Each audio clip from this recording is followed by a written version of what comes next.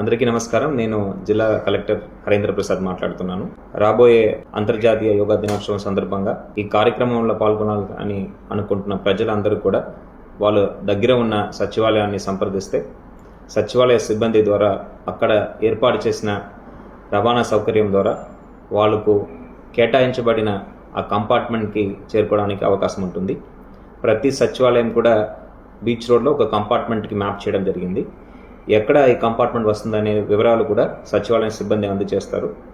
Interest ఉన్న వాళ్ళు ఆ సచివాలయానికి వెళ్ళి ఆ సచివాలయం సిబ్బంది దగ్గర నమోదు చేసుకొని పొద్దున బయలుదేరే ఆ బస్సులో వాళ్ళు రావడానికి అవకాశం ఉంటుంది. వెబ్సైట్లో రిజిస్టర్ చేసుకోవాల్సిన అవసరం లేదు. ముందుగా అవకాశం ఉన్న వాళ్ళు రిజిస్టర్ చేసుకోవచ్చు.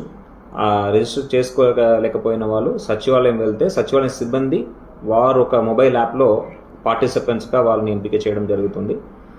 వారికి ఏ సమయానికి అక్కడ బోర్డింగ్కి రావాలని కూడా వాళ్ళకి చెప్పి వాళ్ళని డెసిగ్నేటెడ్ కంపార్ట్మెంట్కి తీసుకురావడం జరుగుతుంది. ఆర్కే బీచ్లో కాళీమాత టెంపుల్ నుంచి పార్క్ హోటల్ దాకా ఉన్న మెయిన్ కంపార్ట్మెంట్స్ని మనం ఐడెంటిఫైడ్ విజిటర్స్కే మనము కేటాయించడం జరిగింది. ఇక్కడ ప్రత్యేకంగా మనం ముందుగా ఐడెంటిఫై చేసి పాసెస్ ఇచ్చిన వారే అక్కడ రాగలుగుతారు. పాసెస్ లేని వాళ్ళ ప్రతి ఒక్కరు కూడా సచివాలయానికి కేటాయించబడిన కంపార్ట్మెంట్కి వెళ్లాల్సిన అవసరం ఉంది. ఈ రోడ్లో కూడా ప్రస్తుతానికి మనము ట్రాఫిక్ మూవ్మెంట్ని రెస్ట్రిక్ట్ చేయడం జరిగింది. రాబోయే 3 రోజులు ఈ రెస్ట్రిక్షన్స్ ఉంటుంది. ప్రజలు అందరూ కూడా దీనికి సహకరించవలసిగా కోరుతున్నాము. వీలైన వరకు ఒక సైడ్ ట్రాఫిక్ ఇచ్చే విధంగా ఏదైనా ఎమర్జెన్సీ ఉంటే ఇమీడియట్గా అటెండ్ చేసే విధంగా జిల్లా యంత్రాంగం మరియు పోలీస్ సిబ్బంది దానికి సిద్ధంగా ఉన్నారు. ఈ కార్యక్రమం చాలా భద్రతో మనం చేపట్టాల్సిన అవసరం ఉంది. గౌరవ ప్రధానమంత్రి వాళ్ళు రానున్నారు కాబట్టి ఇక్కడ డ్రోన్ మూమెంట్ అనేది ప్రైవేట్ డ్రోన్స్ అనేది అస్సలు వాడడానికి వీల్లేదు. దయచేసి ప్రజలు ఎవరు కూడా ఇంక్లూడింగ్ మీడియా మీరు డ్రోన్స్ని వాడవద్దని ఈ సందర్భంగా తెలియజేస్తున్నాను.